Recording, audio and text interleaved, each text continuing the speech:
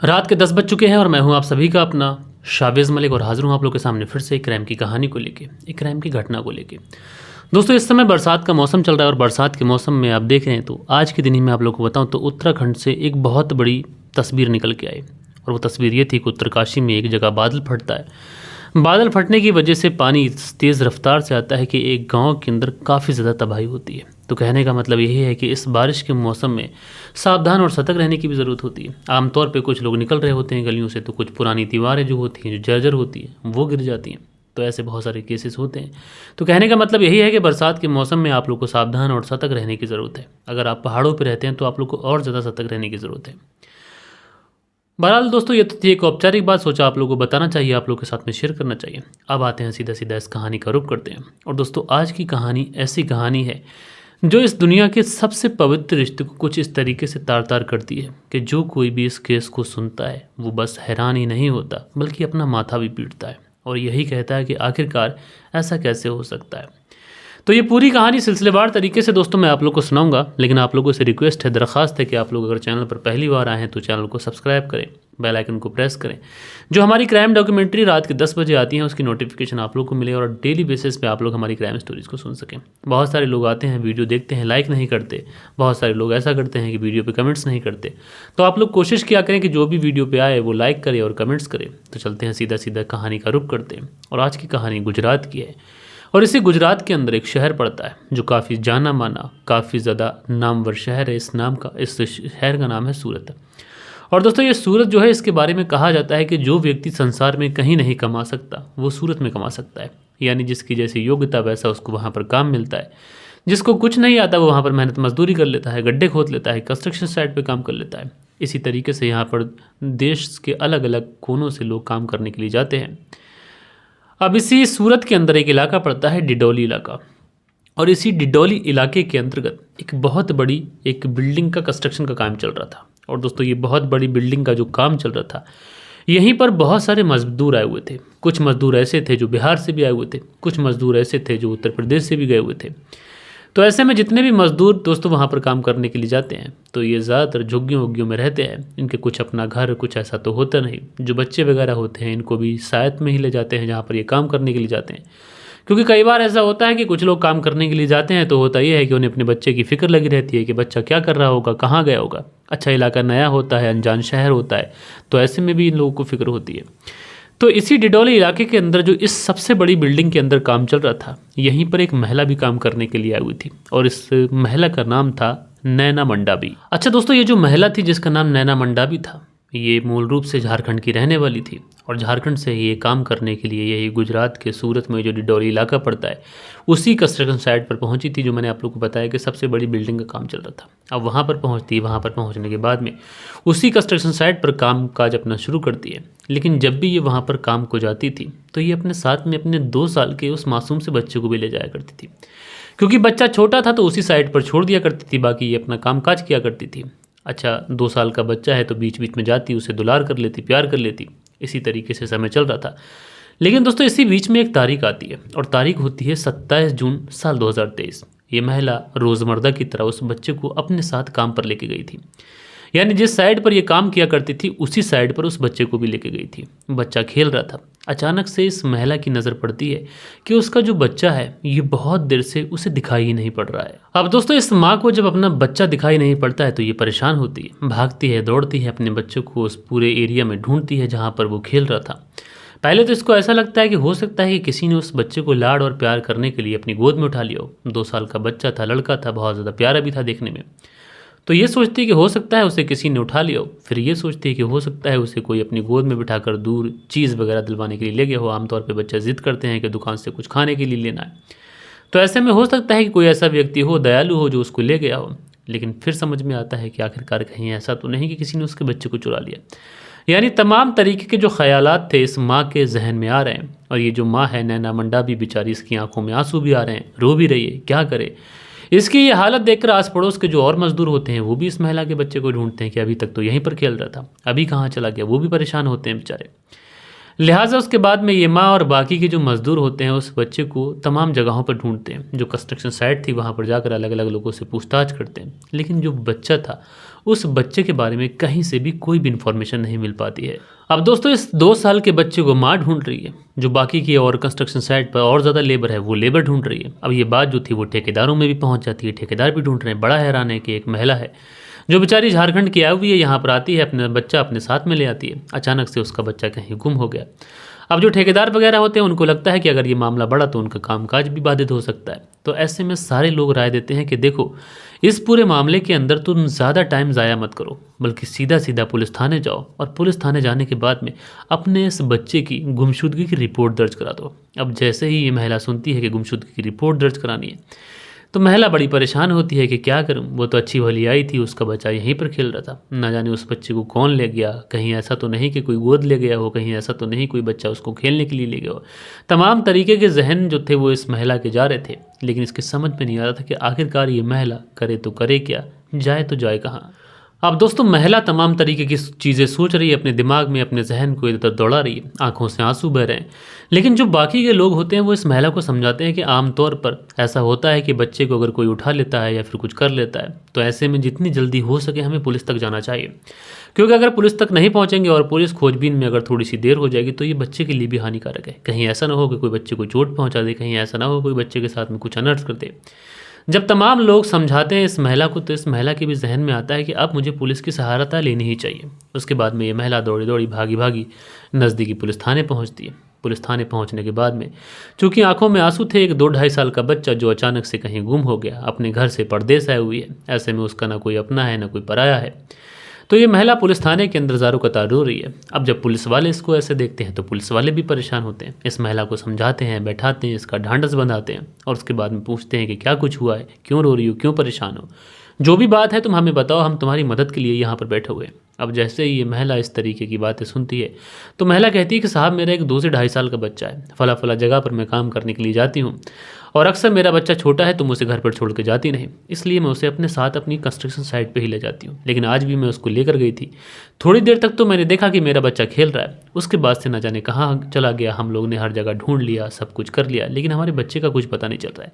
साहब आप जल्दी चलिए, कुछ भी कर कर हमारे उस बच्चे को ढूंढ दीजिए। महिला पुलिस वालों से कहती है कि साहब वो बच्चा था वो मेरा इकलौता सहारा था, उसी के लिए तो मैं कमा रही थी, उसी के लिए तो मैं जिंदा थी, और अगर वो मेरा बच्चा ही नहीं होगा तो भला मैं अपनी ज़िंदगी में जीवित रह के क्या करूँगी। यानी ये महिला पुलिस के सामने कुछ इस तरीके से रोती है, कुछ इस तरीके से अपने दिल की बात रखती है कि कहीं ना कहीं पुलिस वालों का जो मन होता है ये व्याकुल हो जाता है। पुलिस वाले भी सोचते हैं कि एक महिला है अपने 2-2.5 साल के बच्चे से कुछ इस कदर दूर है, जो जिसे देखने के बाद में पुलिस वालों की भी आंखों में आंसू आ जाते हैं।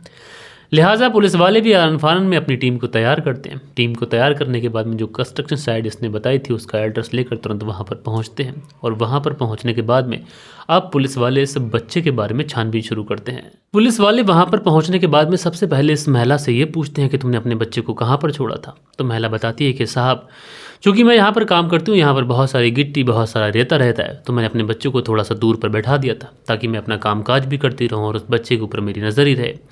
मैं अपना कामकाज कर ही रही थी कि 1-2 घंटे के बाद में मेरी नज़र जब मेरे बच्चे की तरफ गई तो जिस जगह पर वो खेल रहा था वो जगह खाली है, मेरा बच्चा जो है वो वहाँ पर मौजूद नहीं है। अब ये बात जब पुलिस वाले सुनते हैं तो उसके बाद में जो आस पड़ोस के मजदूर थे उन मजदूर से भी ये पूछताछ करते हैं। तो जो मजदूर होते हैं वो भी यही बात बताते हैं कि साहब ये महिला आई तो थी अपने बच्चे के साथ में, लेकिन फिर ये महिला दहाड़े मार मार कर रोने लगी, न जाने इसका बच्चा कहाँ चला गया। अब पुलिस वाले बड़ा परेशान है कि आखिरकार इस महिला का बच्चा चला कहाँ गया, क्योंकि ये महिला जहाँ पर बता रही है वहाँ पर ऐसा कुछ है नहीं, न कोई ऐसी झाड़ियाँ वाड़ियाँ हैं जहाँ पर बच्चा कोई चला जाएगा। सारे ही मजदूर जो वहाँ पर स्टाफ है काम करने वाला वो यही बता रहा है। अब पुलिस वाले बड़ा परेशान है, दूसरी तरफ ये महिला ज़ारों कतार रोई जा रही है, इस महिला को भी छुपा रहे हैं, इसका भी ढांढस बंधा रहे हैं, और दूसरी तरफ बच्चे को ढूंढने की जिम्मेदारी भी पुलिस के ऊपर थी। लिहाजा उसके बाद में पुलिस वाले फैसला करते हैं कि पूछते हैं कि यहाँ का ठेकेदार कौन है। पुलिस वालों को लगता है कि ये मजदूर शायद सही तरीके से बता नहीं पा रहे। पुलिस वालों को लगता है कि अगर ठेकेदार से पूछ लिया जाएगा तो हो सकता है कि ठेकेदार कुछ बता पाए, क्योंकि ठेकेदार ज़्यादा पढ़ा लिखा है, ज़्यादा समझदार है, इतनी सारी लेबर चल रहा है, तो कुछ तो ऐसा होगा जो वो इनसे एक्स्ट्रा जानता होगा। उसके बाद में जो पुलिस वाले थे वो ठेकेदार के पास पहुंचते हैं। ठेकेदार के पास पहुंचने के बाद मुझसे पूछते हैं कि इस महिला के बच्चे के बारे में तुम्हें कुछ पता है या फिर कुछ नहीं है। तो वो जो ठेकेदार होता है वो कहता है कि साहब मुझे ज़्यादा कुछ तो नहीं पता, मुझे बताने वालों ने बताया कि ये महिला अपने बच्चे को लेके आई थी, उसके बाद में ये रोने लगी, सब लोगों ने ढूंढा कहीं पर नहीं मिला। अब पुलिस वालों को लगता है कि जो ठेकेदार बात बता रहा है वही महिला बात बता रही है, और वही जो औस पड़ोस के मजदूर हैं वही सारे बात बता रहे हैं। तो कहीं ऐसा तो नहीं कि उस बच्चे को गायब करने के पीछे इन सारे लोगों का हाथ हो। लेकिन फिर पुलिस वाले सोचते हैं कि सारे ही लोग अलग अलग राज्यों के हैं, अलग अलग जगहों से आए हुए हैं, तो भला एक बच्चे के लिए सारे लोग झूठ क्यों बोलेंगे, सारे लोग क्यों मिलेंगे। लेकिन इसी बीच में वो जो ठेकेदार होता है ये पुलिस वालों से कुछ ऐसी बात कहता है जिसे सुनने के बाद में पुलिस वाले एक राहत की सांस लेते हैं। दरअसल वो ठेकेदार कहता है कि साहब, हमारी कंस्ट्रक्शन साइट पर थोड़ी थोड़ी दूर पर कुछ सीसीटीवी कैमराज लगे हुए हैं, और एक बार अगर सीसीटीवी कैमरा को खंगाल लिया जाए तो उस बच्चे को कौन लेकर गया है ये साफ पता चल सकता है। अब जैसे ही पुलिस वाले ठेकेदार की ये बात सुनते हैं तो वो कहते हैं कि यार फालतू की हम लोग माथापच्ची कर रहे थे। अगर सीसीटीवी कैमरा लगे हैं तो ठेकेदार अगर ये बात पहले बता देता तो हमने अब तक सीसीटीवी कैमराज खोज लिए होते और अब तक बच्चे के बारे में कुछ पता भी चल जाता।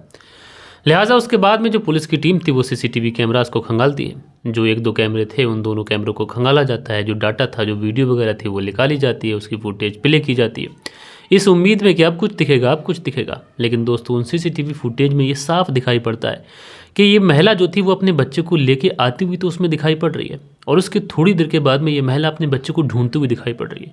लेकिन इसके बीच में वो बच्चा कहाँ गया, उस बच्चे को कौन लेकर गया, ये उन सीसीटीवी कैमरा के अंदर कैद नहीं हुआ था।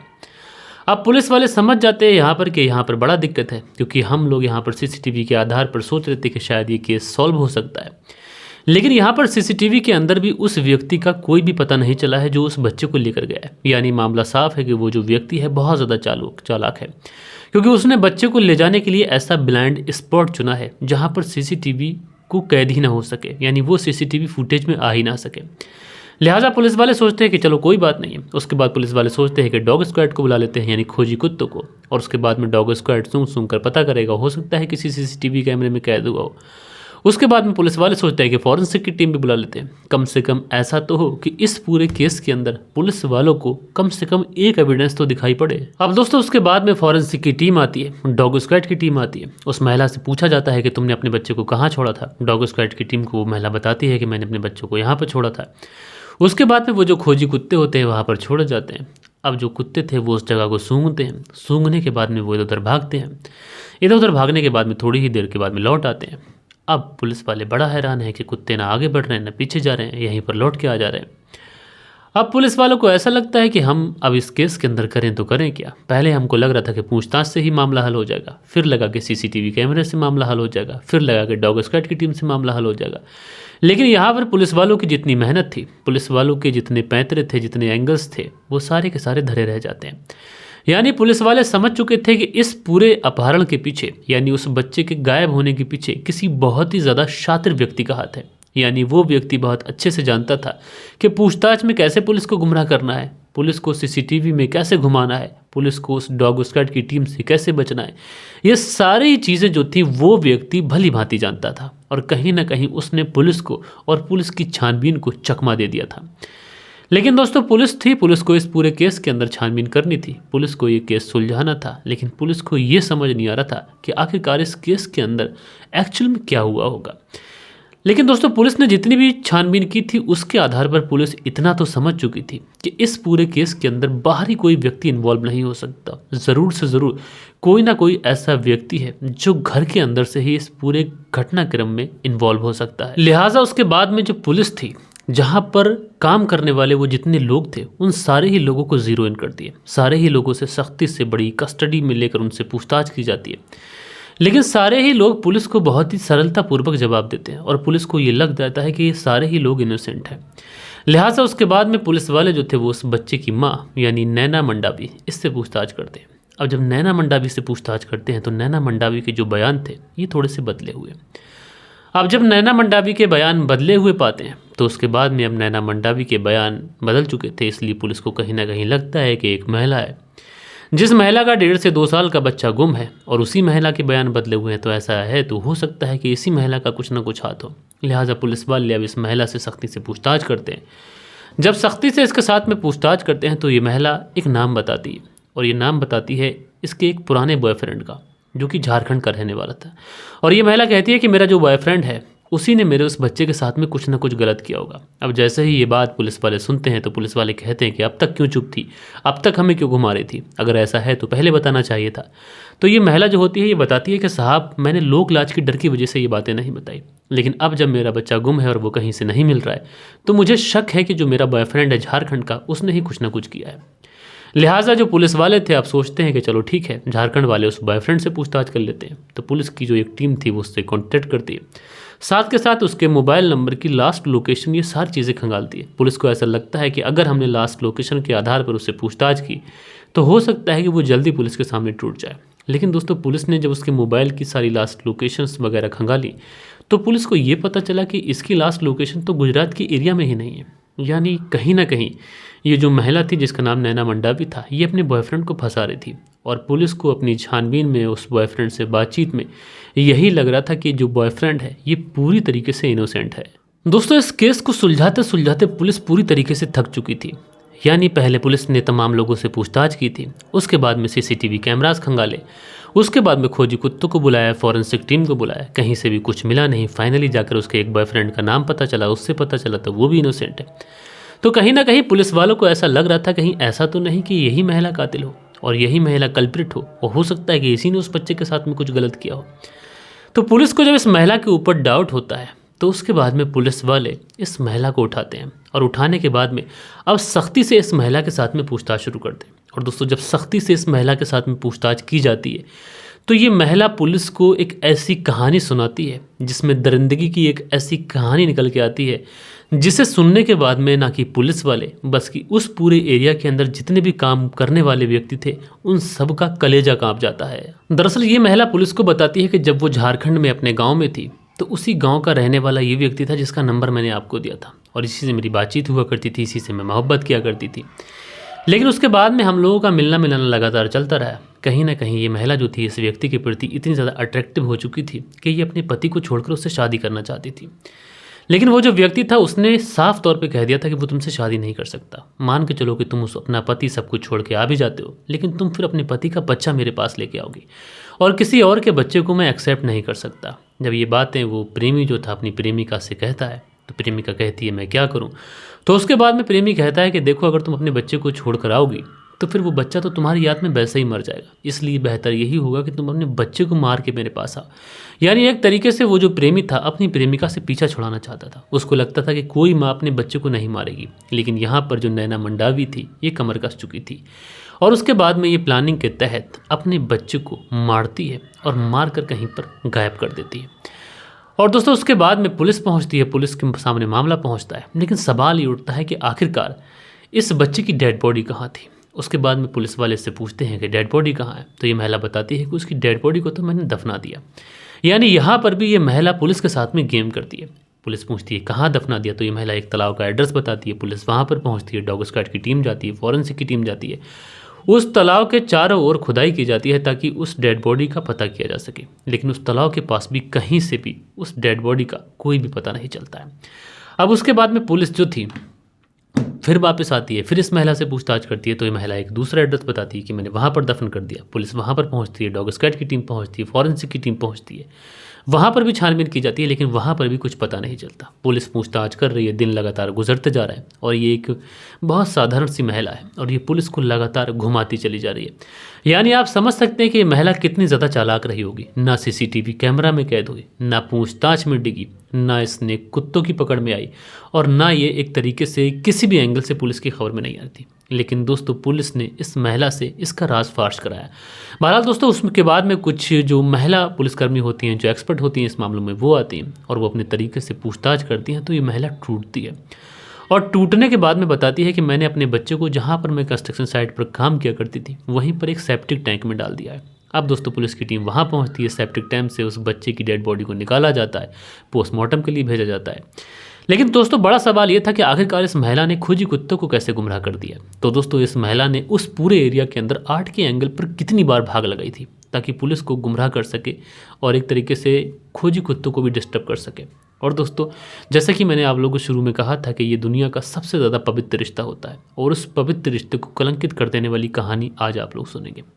बहरहाल दोस्तों, ये एक ऐसी महिला थी जिसने महज अपने प्यार को हासिल करने के लिए एक मासूम से बच्चे को इस दुनिया से हमेशा हमेशा के लिए रुखसत कर दिया, जिसने अभी दुनिया के अंदर कुछ नहीं देखा था। आप लोग इस पूरी कहानी को कैसे देखते हैं? आप लोग क्या कहना चाहते हैं? कमेंट्स करके बताइएगा।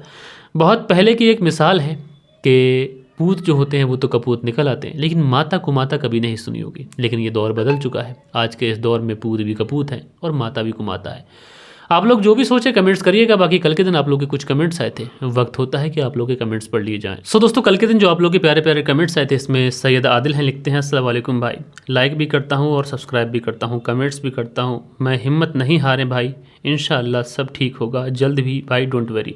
तो शुक्रिया मेरे भाई आपका सैयद अली जी। उसके बाद में अंसारी अली हैं जो कुवैत से हमारी कहानी सुनते हैं और लिखते हैं सुरक्षित रहें, मैं कुवैत से आपकी कहानी सुन रहा हूँ, इंशाअल्लाह आपके चाहने वाले बहुत होंगे एक दिन। तो शुक्रिया मेरे भाई। उसके बाद में खान अकीले लिखते हैं अस्सलाम वालेकुम शावेद भाई, कंटेंट पढ़ने से आपका परिवार मजबूत होता है, यानी कमेंट्स पढ़ने से। तो शुक्रिया मेरे भाई, मैं कोशिश यही कर रहा हूँ कि परिवार को मजबूत बना के रखूँ। उसके बाद में सरफराज सिद्दीकी लिखते हैं अस्सलाम वालेकुम वरहमतुल्लाहि वबरकातुहू, कैसे हैं सर जी? कतर टाइम 10:31 पर आपकी स्टोरी सुन रहा हूँ, सुनते सुनते सो जाऊँगा, इंडिया टाइम 1 बज रहा होगा। तो शुक्रिया मेरे भाई आपका। उसके बाद में पी के शर्मा है, लिखते हैं नाइस स्टोरी सर जी। तो पी के शर्मा जी शुक्रिया आपका। उसके बाद में शान आलम जी प्यारा सा कमेंट्स करते हैं। उसके बाद में एस खान करके आइडिया लिखते हैं, स्टोरी सुनाने का अंदाज़ बहुत अच्छा है भाई, अल्लाह कामयाबी दे। शुक्रिया आपका। मंसूरी भाईजान जी हार्ट्स बनाते हैं। उसके बाद में हरी जैसवारस करके आइडिया लिखते हैं, किस्सा पुराना है, इश्क और मुश्क, खांसी खुशी और खून छुपाए नहीं छुपता, बाहर आ ही जाता है। तो इनका नाम है हरी लाल जैसवारा। तो शुक्रिया आपका। उसके बाद में राकेश जी हैं, लिखते हैं गुड स्टोरी, शुक्रिया मेरे भाई। मंसूरी भाईजान जी लिखते हैं गुड स्टोरी। अंसारी सुहेल लिखते हैं अस्सलाम वालेकुम जनाब, सलामत रहिए, आप मेहनत करते रहिए, हमें कहानी सुनाते रहिए, एक दिन आप ज़रूर कामयाब होंगे। शुक्रिया आपका। एक खान लिखते हैं कहानी सुनाने का अंदाज़ बहुत अच्छा है भाई, सलामत रहें। शुक्रिया मेरे भाई। मंसूरी भाईजान जी प्यारा सा कमेंट्स करते हैं। उसके बाद में खेमराज भट्टी हैं, लिखते हैं नाइस स्टोरी, राम राम भैया। खेमराज गुज्जर छिट्टी जीबी नगर यूपी 16 से कहानी सुनते हैं। तो बहुत बहुत शुक्रिया मेरे भाई। मोहम्मद इमरान है जो मोहम्मद इमरान फतेहपुर से कहानी सुनते हैं, शुक्रिया। हुसैन रतलामी हैं, लिखते हैं सर आपकी स्टोरी सुनाने का अंदाज़ बहुत अच्छा है, शुक्रिया मेरे भाई। उसके बाद में धीरज सिंह लिखते हैं शाविज भाई राम राम भैया जी, कमेंट ज़रूर पढ़ना भाई, क्योंकि इससे हमारा रिश्ता आपका रिश्ता हमेशा बना रहेगा। हम लाइक करते हैं, कमेंट्स भी करते हैं और कभी ना कर पाएँ तो कह नहीं सकते। तो धीरज सिंह जी आपका प्यार हमेशा मेरे साथ बना हुआ है और मैं हमेशा आप लोगों के कमेंट्स पढ़ता रहूँगा। हुसैन रतलानी लिखते हैं आप प्लीज़ कंटिन्यू रखें, शुक्रिया। प्रियंका सिंह हैं, लिखती हैं नाइस स्टोरी भैया, शुक्रिया। दिलबाग खैरा हैं, लिखते हैं नाइस स्टोरी। उसके बाद में अगला जो कमेंट्स है ये मनदीप का है और मनदीप जी लिखते हैं नमस्कार सर जी, शुक्रिया। और इनकी जो पत्नी है वो प्रदीप वर्मा है जालंधर पंजाब से, वो कहानी सुनते हैं, आईडी इनके पति के, शुक्रिया। राणा सिंह जी हमेशा की तरह हमें सपोर्ट करते हैं और हमारे बहुत प्रिय हैं, हमारे दिल के बहुत ज़्यादा करीब हैं। इन्होंने हमें 20 यूरो का सुपर थैंक्स किया है, तो बहुत बहुत शुक्रिया मेरे भाई। राधे श्याम शर्मा है, लिखते हैं राधे श्याम शर्मा सिरसी जयपुर से आपकी कहानी ढंग से सुनाते हैं और मैं वर्षों से सुनता हूं, तो शुक्रिया आपका। उमा शंकर हैं, लिखती हैं राम राम शावेज मलिक भाई, तो राम राम, कैसी हैं आप? उसके बाद में बालेश बिहारी हैं, लिखते हैं मलिक साहब जी नमस्कार सर जी, आप कमेंट्स ज़रूर पढ़िएगा, थैंक्स सर जी। तो बालेश बिहारी जी मेरे भाई शुक्रिया। अली रोशन है, लिखते हैं नाइस स्टोरी, कंटेंट पढ़ा करो भैया, कमेंट पढ़ा करो, शुक्रिया आपका। सुनील शर्मा है, लिखते हैं don't to get disheartened, keep going, you will be there again, I listen you from Canada. तो मेरे भाई आपका बहुत बहुत शुक्रिया सुनील शर्मा जी कि आप कनाडा से हमारी कहानी सुनते हैं, बिजी लाइफ से टाइम निकालते हैं। शान आलम जी लिखते हैं जिला संभल फतेहपुर से कहानी सुनता हूँ, सुनील त्यागी हैं, लिखते हैं नमस्कार मलिक भाई साहब, रेणु सुनील त्यागी शाना बुलंदशहर से। नरगिस बानो है, लिखती हैं एक कहानी पूरा करने के लिए किसी को अपनी जान देनी पड़ती है। ऐसा नहीं है कि कहानी पूरा करने के लिए किसी को जान देना पड़ती है, बल्कि किसी की जान चली जाती है तो हम आपको अलर्ट करते हैं, बताते हैं कि इंसान क्राइम करता है, उसके बाद बच भी नहीं पाता और किसी के क्राइम करने के पीछे किसी का घर कैसे उजड़ जाता है। उसके बाद में राइडर रॉक हैं और ये लिखते हैं भाईजान बहुत खूब अच्छी लगी स्टोरी, पर अब आप वक्त के साथ सेक्स रिलेटेड क्राइम गांव में हो रहा है वो सुनाइएगा प्लीज़, जिससे सुनकर सबको पता होगा कि शहर से ज़्यादा गंदगी अब गांव में भी है, रिश्ते तार हो रहे हैं गांव में, अब किसी पर भरोसा नहीं किया जा सकता है। तो राइडर रोहक जी बहुत अच्छी बात कही आपने, शहर से ज़्यादा हमें जो क्राइम है वो अब गांव में देखने को मिल रहे हैं और रीज़न यही है कि अवैध संबंध। और दोस्तों अवैध संबंध आज के दौर में हर शक्ल में देखने को मिल रहे हैं। शम्स ताहिर खान जी का एक डायलॉग है, ऐसा कोई भी रिश्ता नहीं है जिसको इंसान ने शर्मसार नहीं किया है और ऐसा कोई भी क्राइम नहीं है जिसमें रिश्ता इन्वॉल्व ना हो। बहरहाल दोस्तों शुक्रिया आपका कि आप यहाँ तक बने हुए हैं। लेकिन दोस्तों मैं आप लोगों को बताऊं, कल के दिन मैं इतना ज़्यादा डिस्टर्ब हो चुका था कि मैंने दुबई के अंदर कई सारी कंपनियों के अंदर अपने रिज्यूम भेज दिए ताकि मैं वहाँ पर एक अच्छी जॉब पा सकूं। लेकिन आप लोगों का प्यार है बना हुआ है तो सोचता हूँ कभी कभी कि सब कुछ छोड़ छाड़ कर वापस से चला जाऊँ और अपनी जॉब ज्वाइन करूँ, चाहे इंडिया में ज्वाइन करूँ या फिर बाहर किसी कंट्री में ज्वाइन करूँ या फिर यूरोप में कहीं पर भी। लेकिन आप लोग भरोसा दिलाते हैं, सपोर्ट दिलाते हैं, तो काम करने में दिल लगता है। बहरहाल दोस्तों, आप लोग अपनी मेहनत करते रहिएगा, हम मेहनत कर रहे हैं। मिलते हैं दोस्तों कल के दिन किसी और स्टोरी के साथ में। जब तक के लिए अपना ख्याल रखें, देश का ख्याल रखें, परिवार के रिश्तों की अहमियत को समझें। जय हिंद, जय भारत।